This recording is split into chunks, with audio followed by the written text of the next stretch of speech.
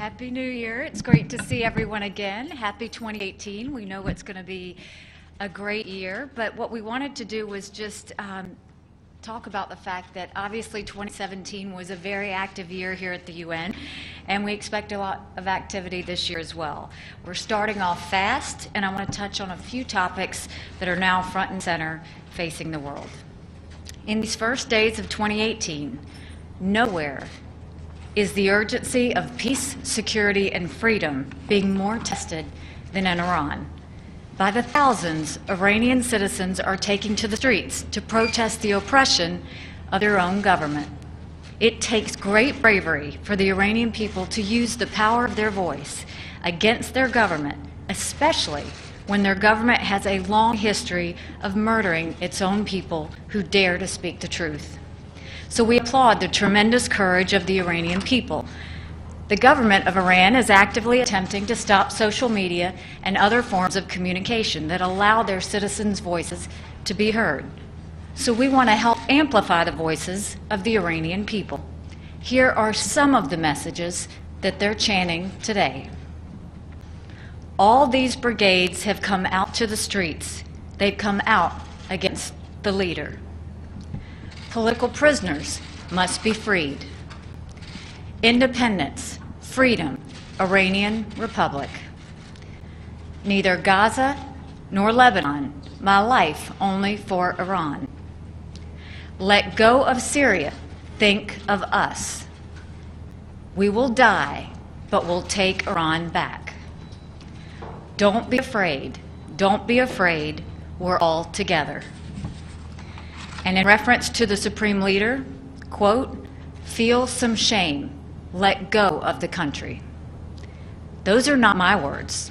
Those are not the words of the United States. Those are the words of the brave people of Iran. Now the Iranian dictatorship is trying to do what it always does, which is to say that the protests were designed by Iran's enemies. We all know that's complete nonsense. The demonstrations are completely spontaneous. They are virtually in every city in Iran. This is the precise picture of a long oppressed people rising up against their dictators. The international community has a role to play on this. The freedoms that are enshrined in the United Nations Charter are under attack in Iran. Dozens have already been killed. Hundreds have been arrested.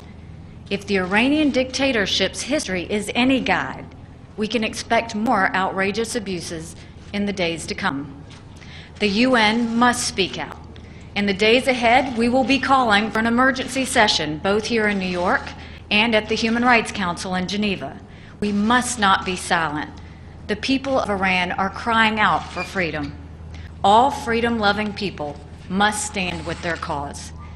The international community made the mistake of failing to do that in 2009. We must not make that mistake again. On a second matter, the crisis in North Korea will continue to have our attention in 2018. We finished December with our third strong sanctions resolution of last year. That was a great achievement, but there is more to do to ensure full implementation of the Security Council resolutions. As we hear reports that North Korea might be preparing for another missile test. I hope that does not happen. But if it does, we must bring even more measures to bear on the North Korean regime. The civilized world must remain united and vigilant against the rogue state's development of a nuclear arsenal. We will never accept nuclear North Korea. There's one more item I want to mention. You have all heard that President Trump's comments made about Pakistan. The administration is withholding $255 million in assistance to Pakistan. There are clear reasons for this. Pakistan has played a double game for years. They work with us at times, and they also harbor the terrorists that attack our troops in Afghanistan. That game is not acceptable to this administration. We expect far more cooperation from Pakistan in the fight against terrorism. The President is willing to go to great lengths to stop all funding from Pakistan as they continue to harbor and support terrorism. And that brings me to my final point.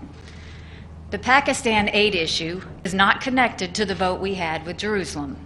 It is entirely connected to Pakistan's harboring of terrorists. However, as I said in December, we won't forget the Jerusalem vote. To that end, tomorrow night we are having a reception for the countries who chose not to oppose the U.S. position. This is a great sign of U.S. friendship, and I look forward to tomorrow evening. We hope to see more of this in 2018. The United States is asked to do a huge amount around the world, and we're happy to do that, but we expect to be treated respectfully in return. I wish all of you a good 2018, and I'll take a couple questions. Yes. Thank you, Ambassador. Which UN body in New York do you want to handle Iran, and to do what?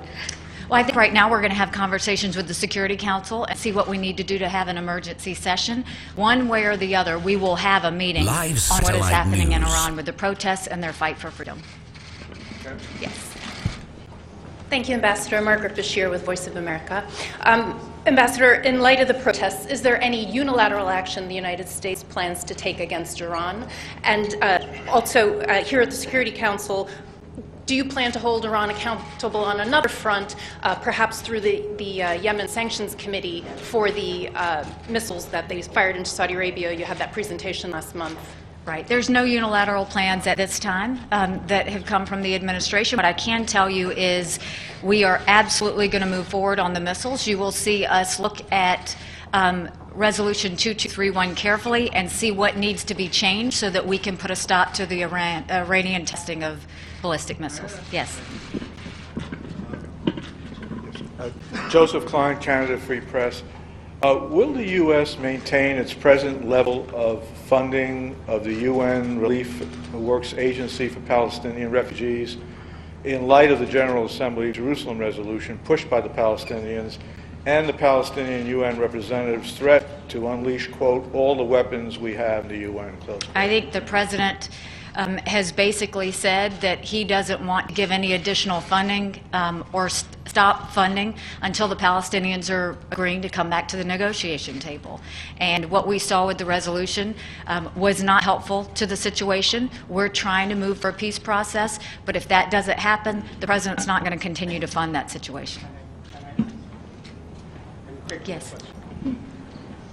Thank you, Madam Ambassador. My name is Abdul Hamid Sayam from the Arabic daily Al-Quds Al-Arabi. Now, you're so strong when it comes to the freedom and dignity of the Iranian people, but you have different meaning of freedom and dignity when it comes to the Palestinian people who've been brutalized for over 50 years of occupation. The second question related to it, what made you believe that you are on the right side of history when you stood alone in the Security Council against 14 members of the Security, and in the GA, 128 countries, you only found countries like Palau and Nauru next to you. What made you believe that you are on the right side of history? Thank you very much. I stood proudly, even if I was the only hand in the Security Council, to fight for the will of the people of the United States. They wanted to see the embassy moved to Jerusalem, and we followed through with that. We very much still want to have a peace process. Nothing changes with that. The Palestinians now have to show their will that they want to come to the table. As of now, they're not coming to the table, but they ask for aid. We're not giving the aid. We're going to make sure that they come to the table, and we want to move forward with the peace process. One last question. Yes. Thank you, Ambassador. Fuji TV. Can I ask you regarding North Korea? As you heard reports about South Korea proposing talks with North Korea. Can you give us your reaction to that? And if about this talks, does it affect any of your policies putting pressure on North Korea?